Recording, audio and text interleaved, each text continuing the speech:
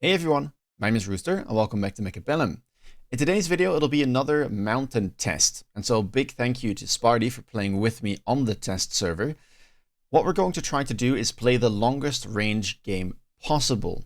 In our previous video, if you saw it, we were using the mountain as a real frontliner. We made it level 6, we used that bombardment tech it has to overload the cannons, and it was really a tank unit, a frontliner. But it has techs to make it one of the longest range, actually the longest range unit in the game, as I believe its extended range tech gives 160 bonus range whilst giving up 70% attack. And so the idea I had was to play them all the way behind the towers and yeah, kind of just hope that way you can get an advantage. I didn't really know how it would play out because losing 70% attack is a lot. And obviously, all of your other units, your chaff clear, your anti-air, they're going to have less range and they're going to get in front. So if they die at a bad timing, then maybe the mountain gets overwhelmed. Let's see. But that was the idea behind this game. Opponent is a Sabertooth specialist. Starts with Sledgehammer's Arclights, very conventional positioning. You will see me playing a bit further back. I picked cost control just because I wanted to get a bit of extra money so we could get into the Titans more easily. And yeah, you will see me play really far back, right? Crawlers already way in the back. Sabers are probably going to get sold at some point. And I want to put almost nothing in front of the towers. Maybe like some fangs, but that'll be about it. And then the Arclights, at least the next ones we'll buy, we'll put way in the back so that they have some time to travel and they don't die immediately. Also, you will see that I'm currently wearing a tank top. It is very, very warm in the Netherlands today, so yeah, I am cooking in my room, but I still wanted to get this video out. And it looks like the Sabers on round 1 here are going to do well. Not going to manage to take out that Arclight, but I believe this left one has plenty of hit points left to win the round. It'll take some time though, because both armies have decided they'll go for the towers first. That's completely fine by me. If you look at the Saber, it might be able to take a level here. I think it definitely will. Killing the 2 Arclights, that's going to give 400. And then killing the tower gives another 200 as well. So that is awfully nice. Probably worth picking up a level if we can. And that is a extremely long first round. But the Saber eventually will come through. That was close. Saber almost dying with the debuff timer. Round number 2, both of us skip. There was a haste module, but I don't really know what I'd put it on. I don't want units to be faster, and I can't put it on the mountain anyway, so better to just save as much money as possible. And opponent here gets a level on his Arclight immediately. I decide to go for some fangs. We do level up that Sabertooth. And you will see that we're still keeping quite a bit of money here. Just triple fang. It adds some anti-air to the board. And you can see already we're working on a very late pack of chaff there with the fangs all the way up against the back line. And I was thinking if he goes Phoenix, maybe these fangs can survive and then kill it. Just kind of wanted to poke and prod. See what my opponent was planning to do. And with the leveled Sabertooth, I believe we should be in a decent spot here. Arclight, sadly, not really looking the right way. Locked onto the Sledgehammers while the Saber is busy shooting Crawlers. But luckily it's tanky enough. And honestly, the 2 packs of Fangs are not doing a bad job at all of clearing the enemy chaff. And I say we should win, but I'm not convinced. I mean, maybe the Fangs can protect the Saber. It can easily one-shot this Arclight. Some Fangs going to split off. Just going to walk into their death, I'm afraid. Now, okay, all the units coming towards the Saber. That's a good thing. Sadly, it is faster than the Fangs.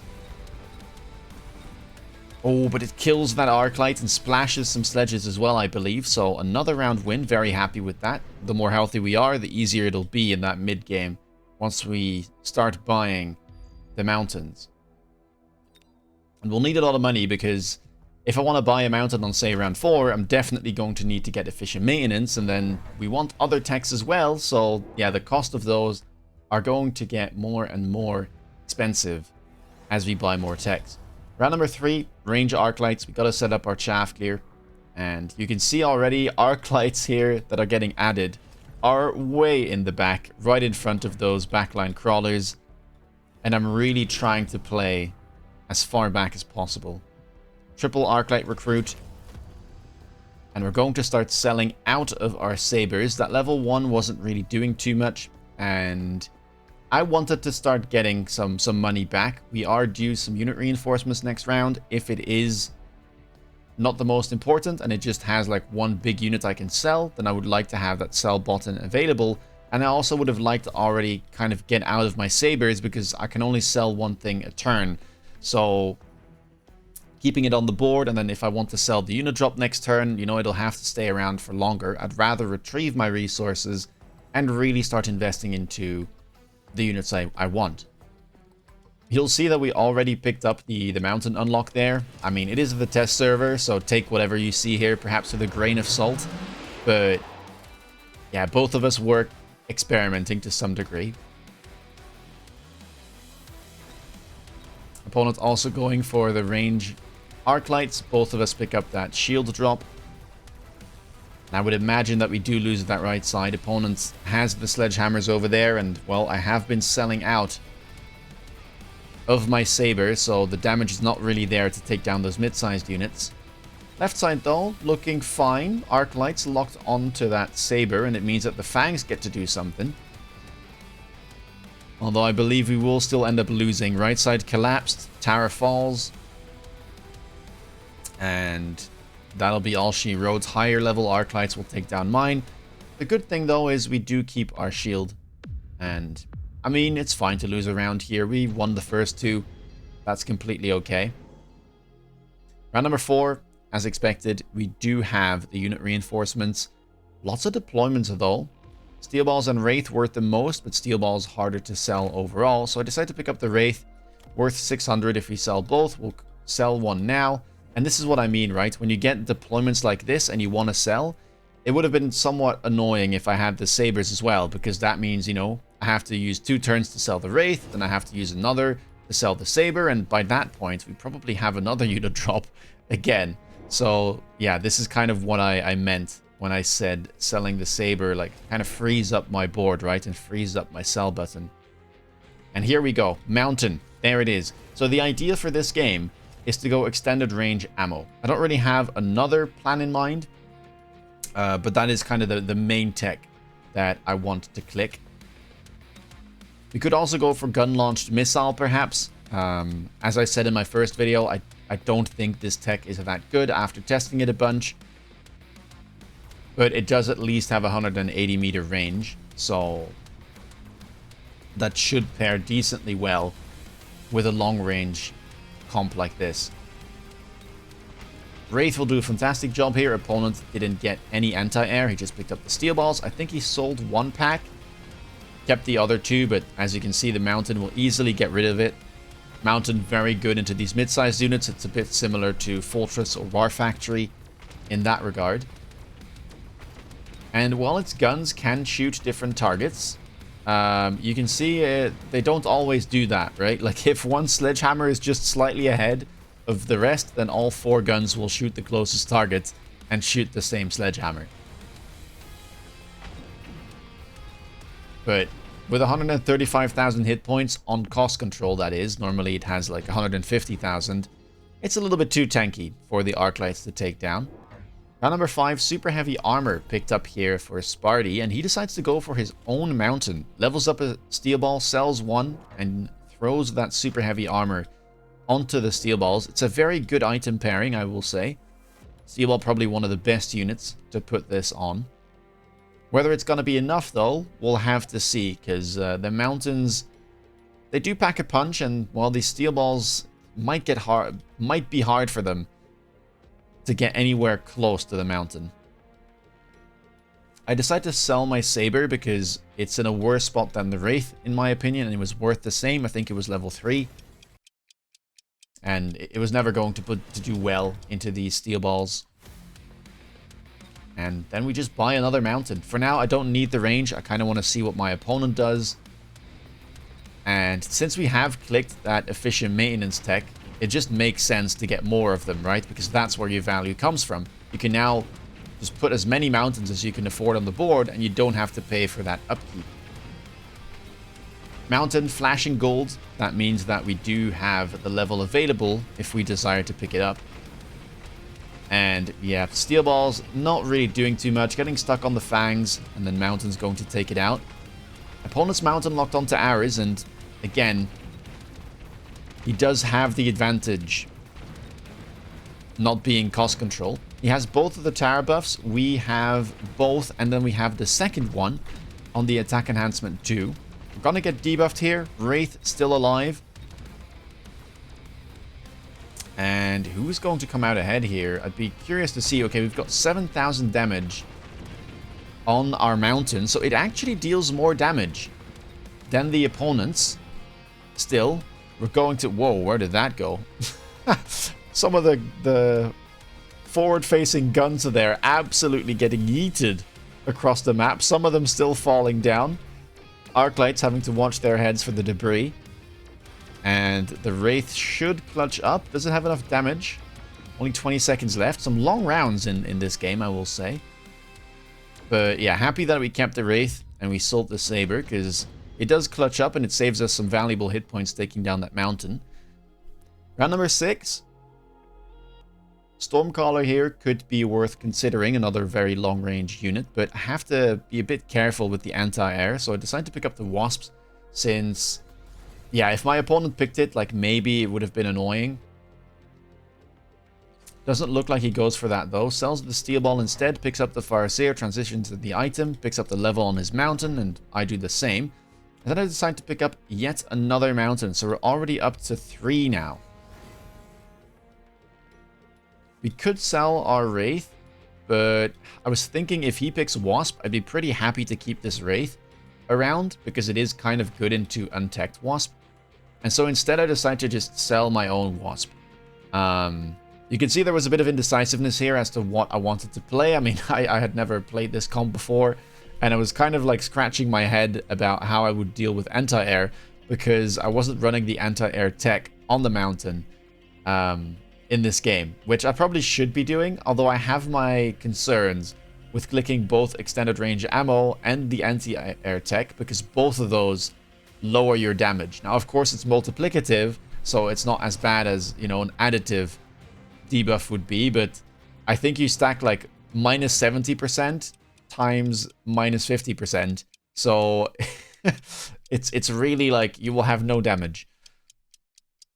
And we decided to go for gun-launched missile first. So extended range ammo, not gonna get clicked. Main reason is because my opponent went mountain, and I was really worried that if I'd lower my damage by, it's 75% attack even, not even 70, I would never be able to take these guys down. And so instead we tried to make up for perhaps our lack of chaff clear in the end game when the Arclights are dead by picking up the gun-launched missile. Let's see, left side pushing in.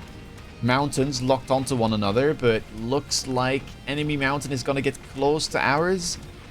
Yep, there we go. We'll simply take it down, but we managed to kill one of the level 1 mountains from our opponent. Tower is going to fall on our end. Wasps are all dead. And this doesn't look too good. Farseer locked on, and oof, that damage is kind of crazy. Oh, but the gun-launched missile manages to take down the enemy tower at a very fortunate timing. And it seems like, after all, we might be able to win the round and even keep 2 of our mountains alive. The level 2, by the way, managed to pick up another level, so things are looking quite good. Alright, round number 7. Wasp Swarm is available. Mustang product, I mean, the items we can't use because Titans can't carry them. Opponent goes for the big EMP. Sells out of the Farseer, retrieves of that super heavy armor. And I decided to sell out of my Wraith because it was facing that high level Farseer, which is now gone. Opponent deciding to click the smoke bombs, which will launch 10 smoke bombs every 45 seconds. And it covers an area about as big as the smoke spell.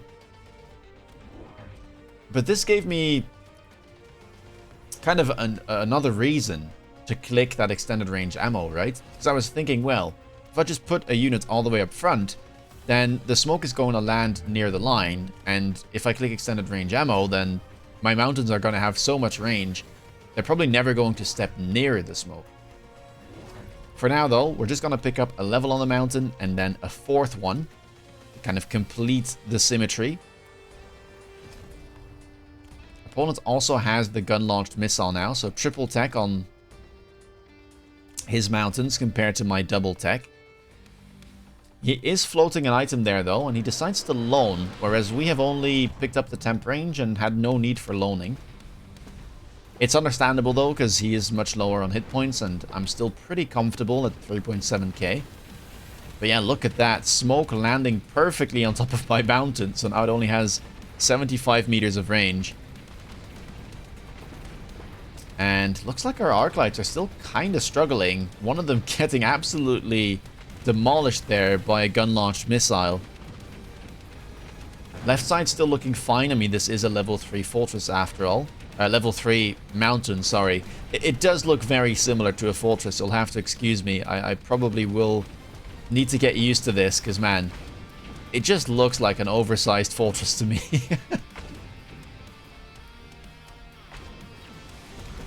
Wasps are going to go down, or are they still alive? They are still alive.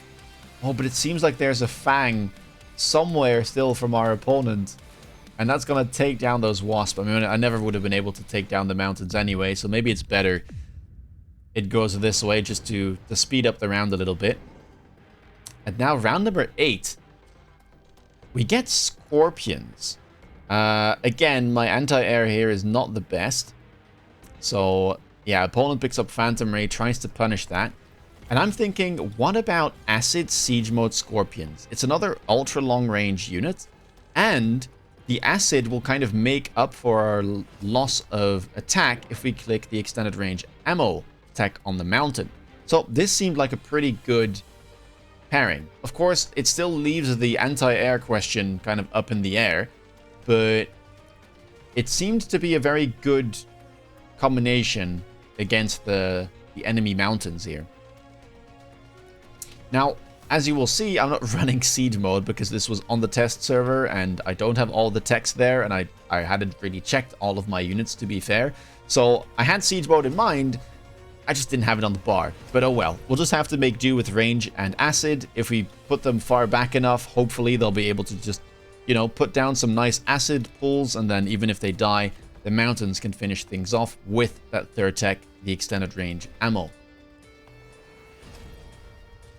Opponent, I think, sold one of the Phantoms and then keeps one with that super heavy armor.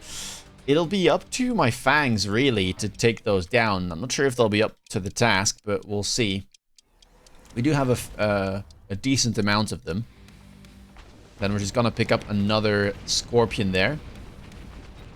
As you can see, I put a Crawler, I believe, all the way up front. And that means the smoke doesn't land anywhere near where it did last round.